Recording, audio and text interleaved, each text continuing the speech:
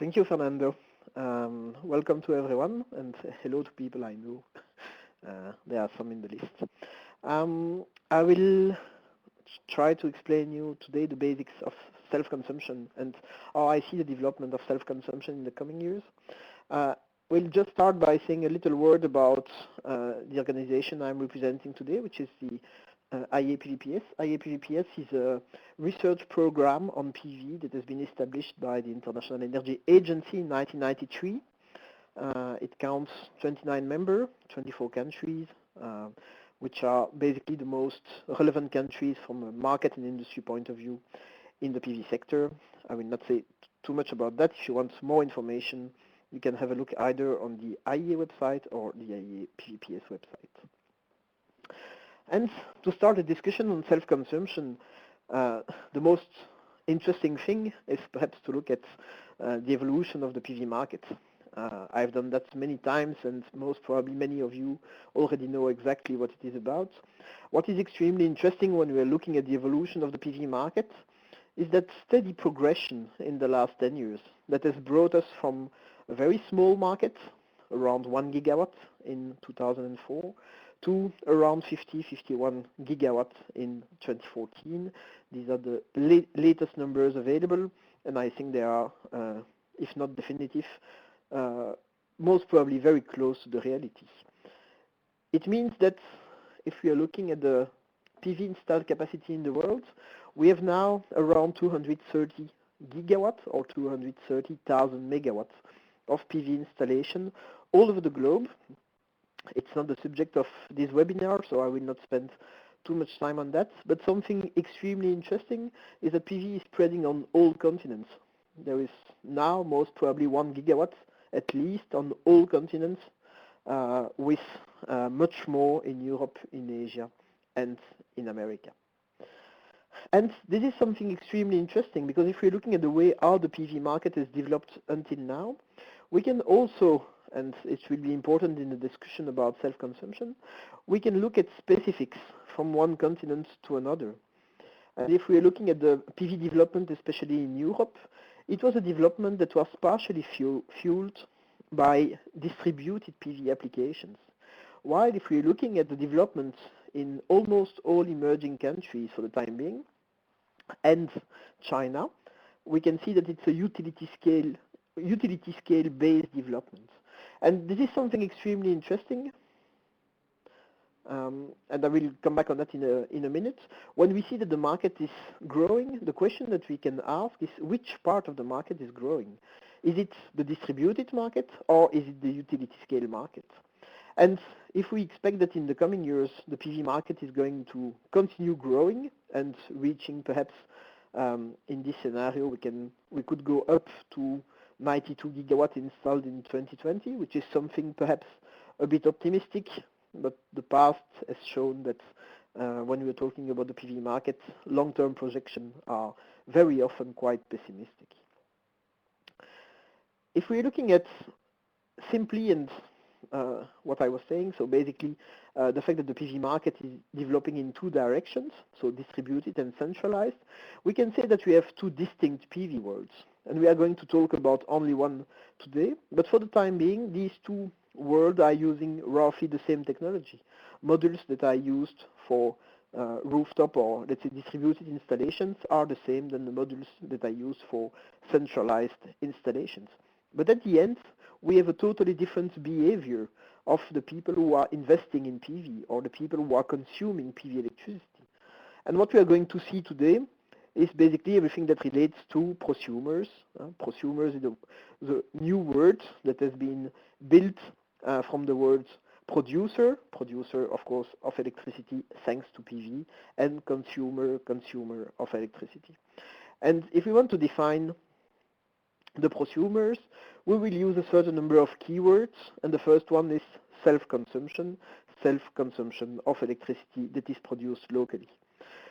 We could use as well the word energy efficiency, because from an external point of view, there is absolutely no difference between self-consumption and energy efficiency. If I'm reducing my electricity consumption, or if I'm not reducing it but I'm producing locally, the effect is exactly the same. I will simply ask less from the grid. And something extremely important, I will come back on that, the concept of grid parity and the concept of competitiveness. I will have at least one slide on the subject. And something I will not touch today, which is the question of the competition with the distribution business of conventional utilities. That's something that starts to pop up in a certain number of countries where prosumers are developing. They are entering in direct competition with the business of distribution utilities. What I will not see today is everything that relates to centralized PV, so large scale, and it doesn't require more explanation today. Now, if we're looking at the evolution of PV installations in the last 15 years, what we can see is that 15 years ago, utility scale didn't simply exist. We still had 20% of off-grid installations. Now they have been reduced to less than 1%. But something more interesting is that we have seen, with the emergence of the feed-in tariff in Germany and then in Spain, in Italy, and today in Japan, in China, and in other countries, a market developing for utility-scale applications. And actually, the decentralized PV market, in terms of percentage, has shrinked year after year. Now it seems that it's stabilized around 60% or around 40% of the market, 45% of the market. And something that is extremely interesting is that we see that the development of markets starts very often with utility scale and then jumps to decentralized PV application. And the reason is quite clear. It's extremely simple to put in place a regulation like a feed-in tariff just to remunerate utility scale application. It's much more complex, and that's what we are going to see now, to set up a legislation that allows self-consumption. Now, before jumping to, I would say, more detailed information about self-consumption, it's interesting to look at the percentage of electricity demand that is covered by PV in the world. And basically, we were at the end of 2014 around 1%. We are most probably today around 1.3%. It's progressing either fast or slowly, depending on the understanding that you might have. But something is interesting. If you're looking at this figure and you're looking at the detail country by country, what we could see is that the part of self-consumed electricity, and it's the part that you can see in red in the figure, remains relatively small. Even in a country like Germany, where self-consumption has been developed for many years, if we're looking at the share of self-consumed electricity, it doesn't represent more than 1/3, roughly, of the entire PV electricity production. And we can have a look at some countries where it's not self-consumed but net metered electricity. So basically it doesn't change anything to the idea, but something that is extremely important is that self-consumed electricity remains marginal, so much less than the 1.3% of electricity that PV is covering in the world today. So the goal here is not to be pessimistic, but rather to show that we are just at the beginning of a new era, where the self-consumption of PV electricity will at a certain moment have indeed a certain number of effects on the electricity system, and that's what I'm going to develop in the coming slides. So, if we're talking about prosumers, a prosumer, as I mentioned in the beginning, is a producer that is also a consumer. What does that mean? It means that the electricity produced by PV is going first to be used internally in the building or close to the building before, if some electricity remains, being exported to the grid. And it can be summarized in that way, and I've called that self-consumption basics. If you have a normal home without any electricity production source as PV, of course you're buying all your electricity from a utility, and basically you're paying an electricity bill on a regular basis, in general every month. And all your electricity is coming from the grid. When you have a PV system, it changes. Of course, PV is going to reduce the electricity bill, and I will explain the details afterwards. It's going to reduce it for one simple reason. It's because we are self-consuming, and so we need less electricity from outside. But something is important is, in most cases, we are also going to produce more PV electricity than the electricity that we need instantaneously. And this electricity will have to be exported to the grid. And it will have to be sold. And there we are entering in a totally different world. We are not only someone self-consuming electricity, but we are also becoming a seller of electricity. So we are becoming, to a certain extent, a small utility. And that's where the problem starts. And indeed, if we are looking, I think I don't know if you see my slide correctly, because I don't see it correctly, but I will try to explain the basics. Basically, self-consumption requires a certain number of regulations. And the first regulation is the right to self-consume, which is something that is absolutely not granted in a certain number of countries, especially in countries where you have only one big utility that is in general state-owned and that is selling you electricity, that considers you not even as a consumer, but basically as a user of the grid consuming electricity. So the right to self-consume is not something very obvious.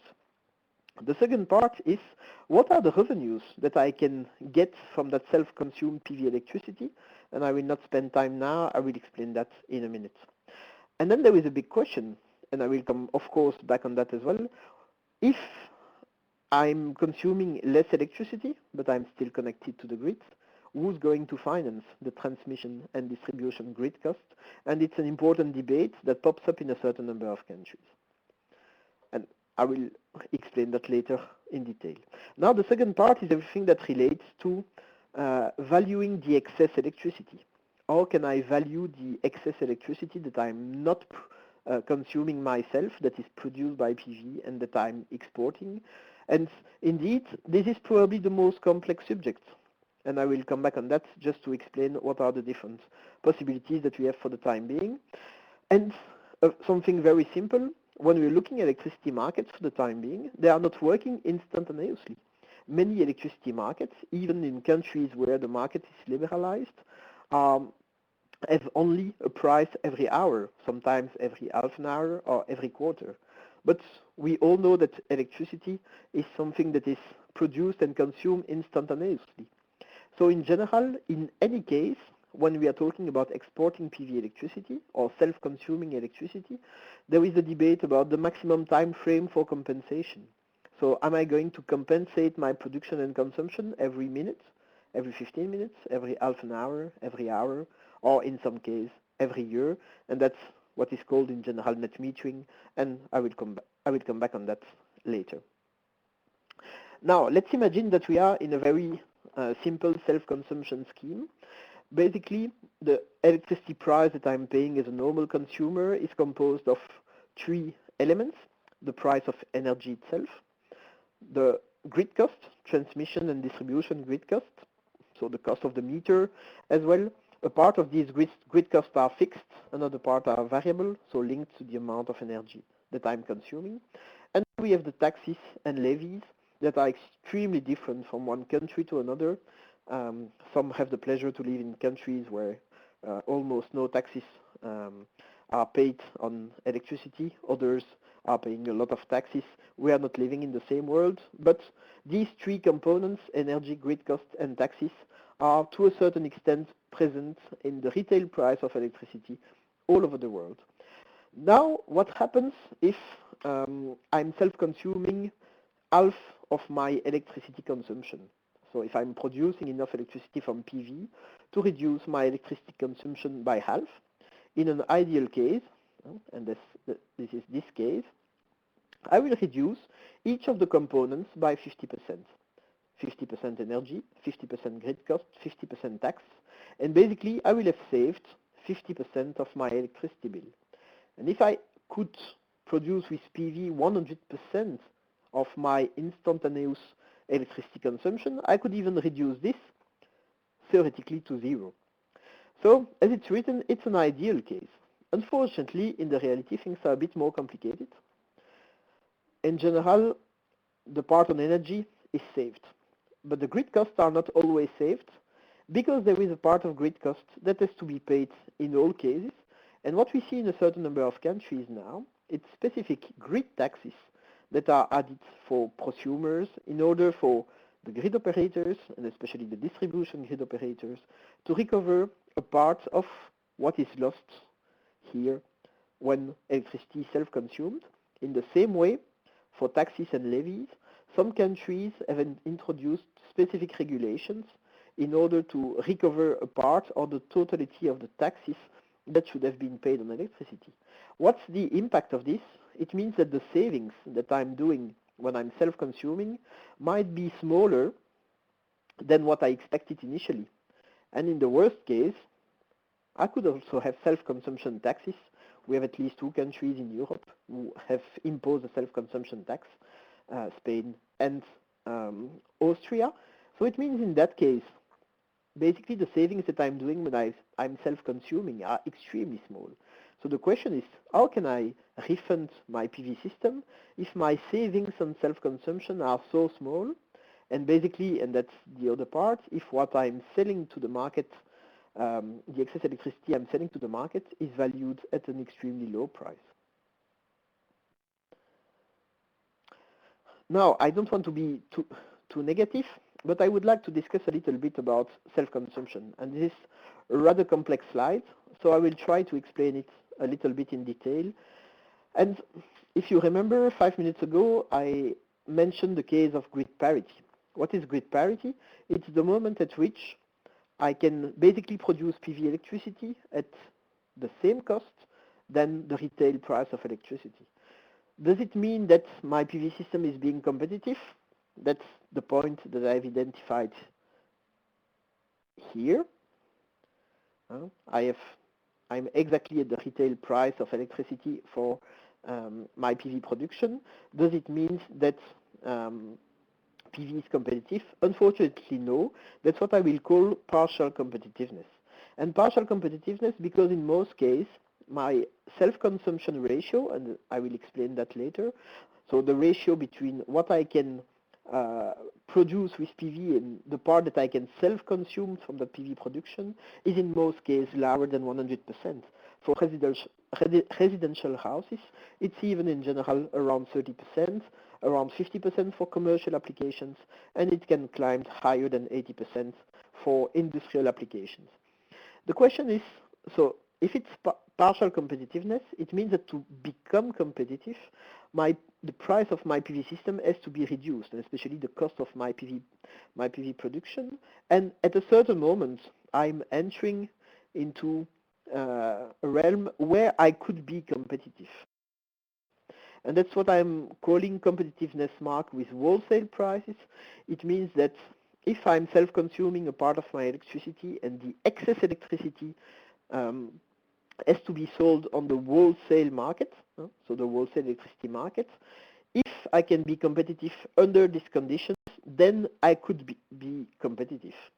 But as you have seen, I haven't said that we are becoming competitive here, but that we are being competitive a bit later.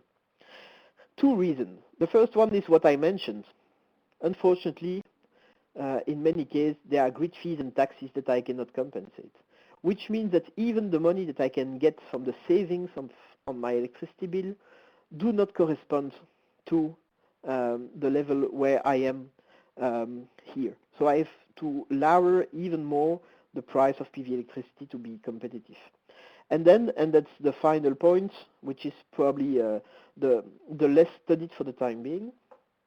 If we are looking at the countries that have established a price for solar PV on the wholesale market, we can see that that price is in general lower than the average price on the market, which means that competitiveness is not reached when I'm reaching competitiveness with wholesale price, but a competitiveness with solar wholesale prices that are even lower.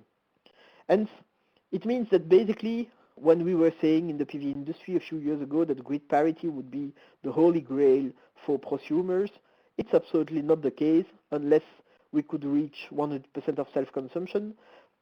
It's not the case because we have non-compensable grid fees and taxes, and because the price that you can get on the market is never the market price. It's a price that is in most cases lower than the average market price.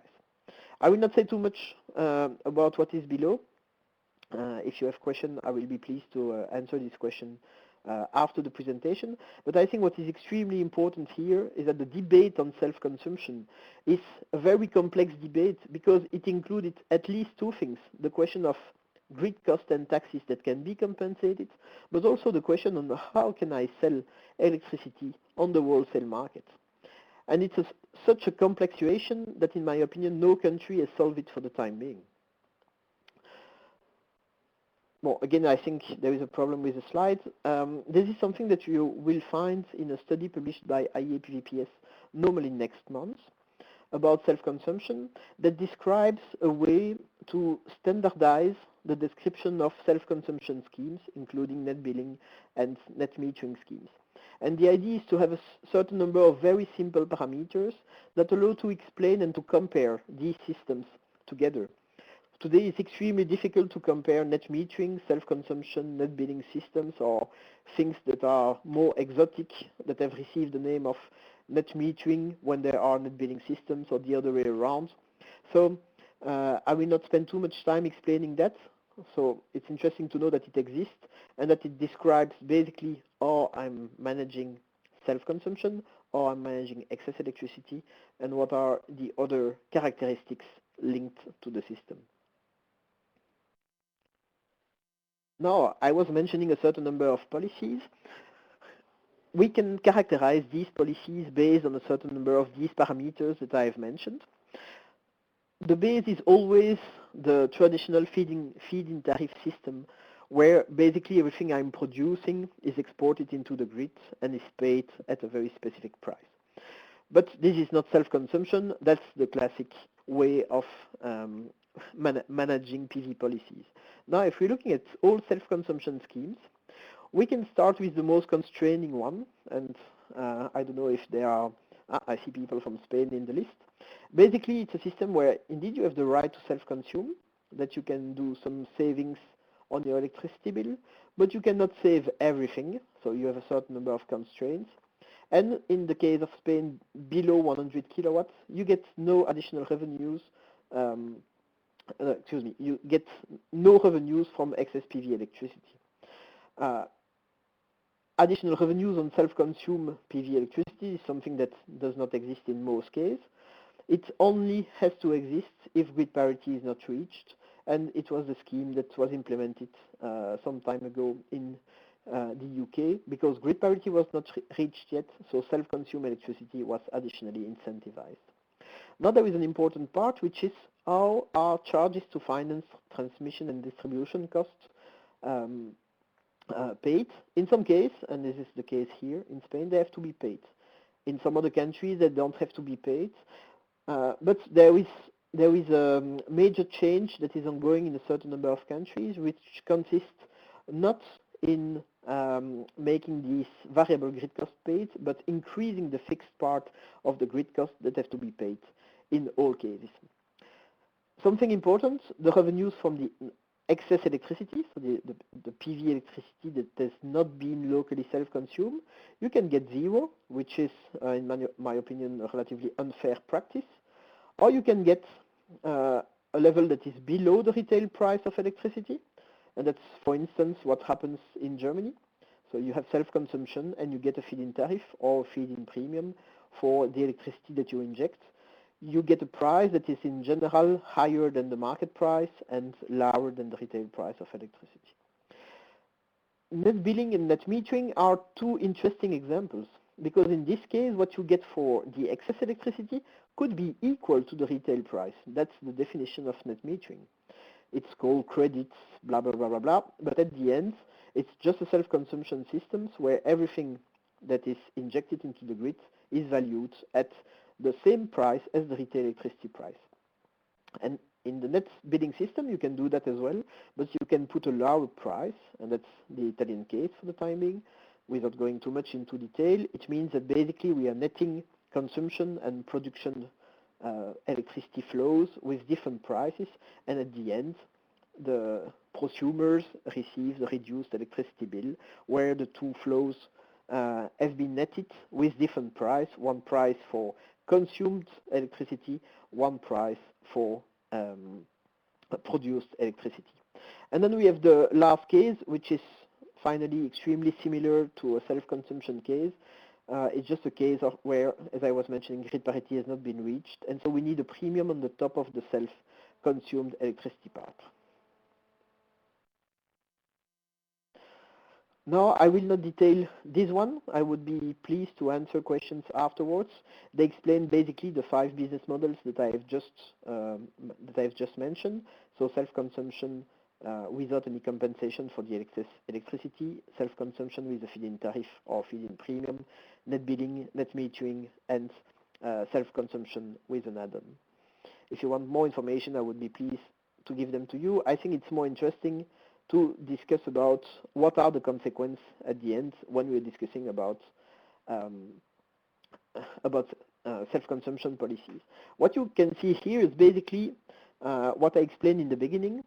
The fact that electricity prices are split in components. So we have energy costs, we have grid charges, we have taxes. Some of them are green taxes, or what is called in Germany the EEG contribution, what is called in France the CSPE, and it exists in almost all countries that set up a feed-in tariff in the past. What is extremely interesting is that all of these components have effect on self-consumption. Excuse me.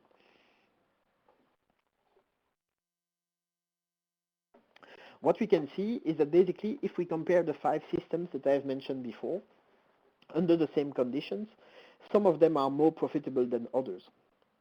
And the question of the Spanish case is of course the least profitable of all. Excuse me.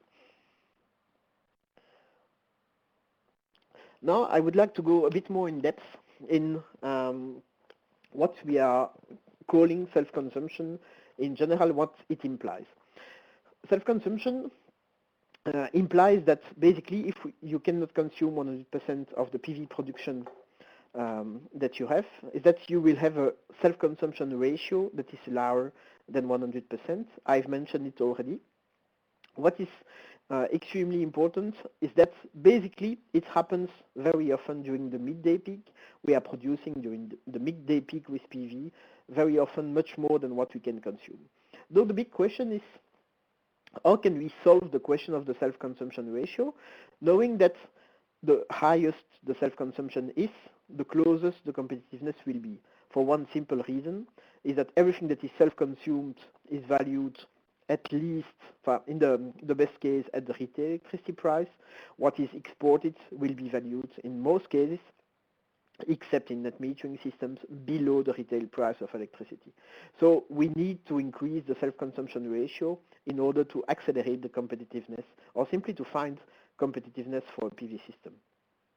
So what are the options that we have on the table? One option is to decrease the size of a PV system.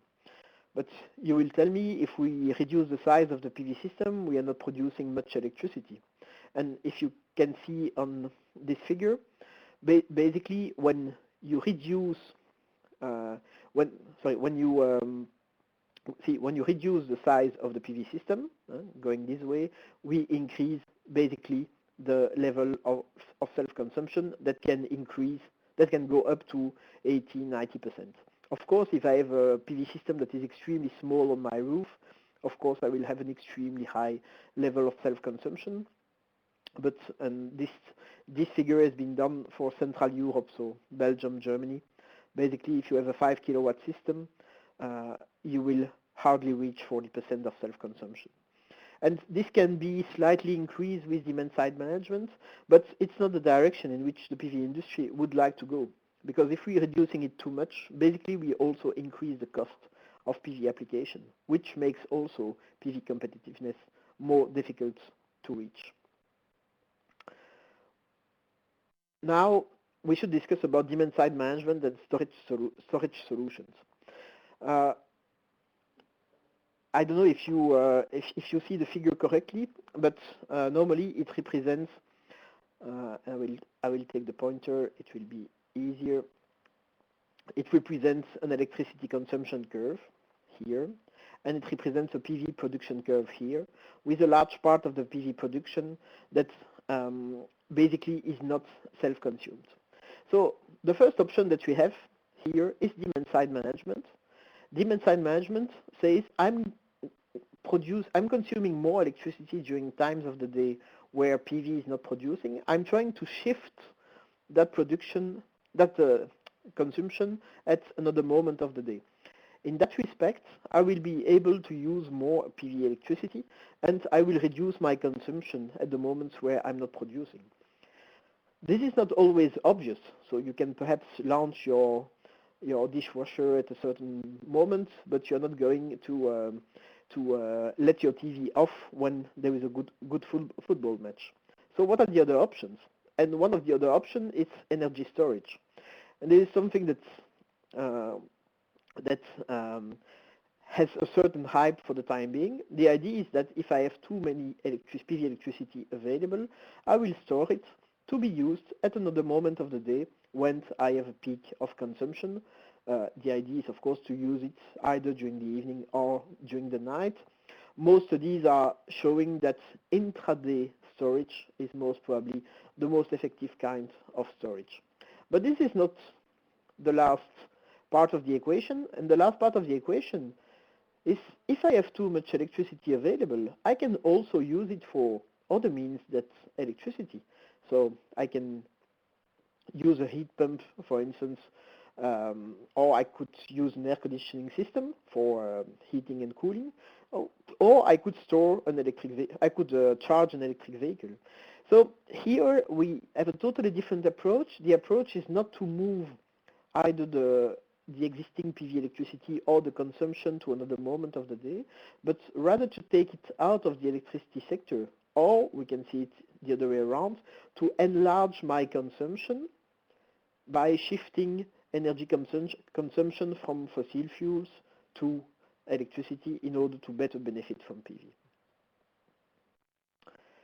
Now, these are research questions, an extremely interesting one. The question is, what level of self-consumption ratio can I reach with, for instance, direct use of PV electricity for water heating or air conditioning, or indirectly with a heat pump for hot water heating or cooling? This is something that would deserve to be much better known, knowing that the investment in such tools is extremely low compared to the cost of a PV system, since you need, in any case, to have heating and cooling in your house. And so especially for new buildings, it could be extremely interesting to think about it before installing PV. Perhaps would it be interesting to develop PV together with a tool that allows you to do some demand-side management or to shift a part of your conventional energy use to electricity in order to better benefit from available PV electricity. Now I've taken a very simple example, and I've taken it in two countries. In countries where the regulatory framework is quite difficult for self-consumption, which is Spain, another one in Italy, which is even more interesting, but in both countries with a high level of irradiation and relatively high electricity prices. And I will not go through the example directly, but what is interesting is that basically the margin for investment in a heating and cooling system in a case like Spain, if I'm installing a 3 kilowatt PV system, it means that I have 3,200 euros that allow me to invest in a heating and cooling system in order to increase my self-consumption ratio. And when I wasn't competitive without that heating and cooling system, I become competitive with the heating and cooling system and my PV system. And if I'm doing the same in Italy, it's not 3,000 euro that I can spare, it's close to 6,000 euro. It means that basically it's already a profitable case if we're looking at the price of heating and cooling systems today that can allow to increase the self-consumption ratio. I have taken a case where I'm going from 30 to 70%, which is known to be feasible with heating and cooling, for instance, and it allows me to go from being uncompetitive to being competitive, or in the case of Italy, being even more than competitive, earning money. Just to conclude on demand-side management, before concluding on everything else, what is interesting is that PV declining costs are indeed opening new solutions, a range of new solutions. And storage is one of them, heating and cooling, but electric vehicles might be also a solution to increase the self-consumption ratios in the future and make PV more competitive. The only problem with storage is that it's the hype for the time being. It's the hype and it's the most costly solution. So I'm not saying that it's not the solution of the future, but that if you're looking for a solution immediately in order to make PV more competitive for self-consumption, increasing the self-consumption ratio, then we have to look at something different than storage. We have to look at demand-side management and especially heating and cooling. Now I would like to conclude with some slides coming from a sister research program of the IEA, which is called IEA-RETD for Renewable Energy Technology Development. And they produced in the last 2 years 2 extremely interesting reports on prosumers in the residential and commercial segments. And they have identified basically what are the drivers that are enabling or in some case constraining the development of prosumers.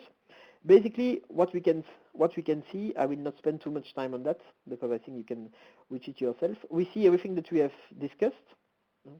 What enables prosumers is improved self-consumption ratios, of course available roof space, high solar irradiation, and low PV system costs. These are obvious things.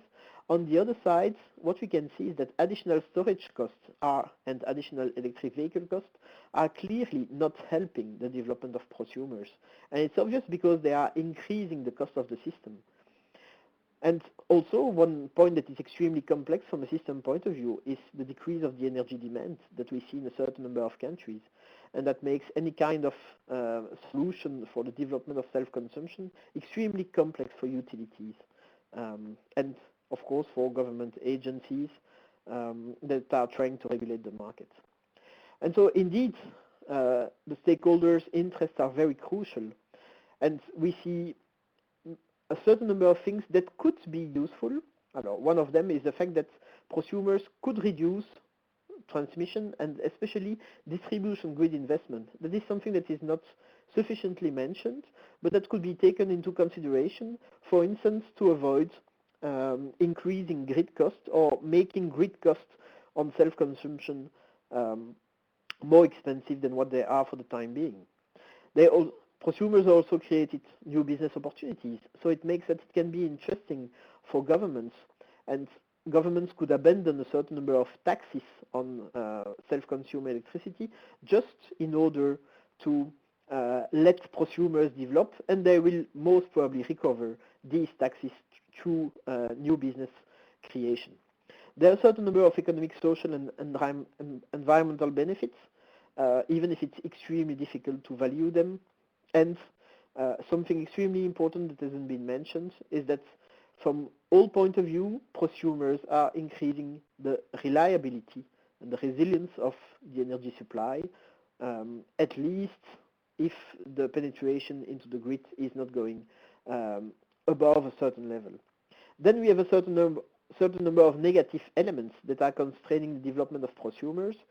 I've mentioned decreased revenues for transmission and distribution system operators. This is something that will have to be solved at a certain moment, but I think if you remember the slide I showed in the beginning with the penetration of PV in various countries, if we are looking at how much electricity is really self-consumed in almost all countries where PV is developing, the impact in terms of decreased revenues for grid operators is for the time being almost negligible or comparable to 1 year of inflation. So we haven't reached a point yet where it really threatens the financing of grid operators.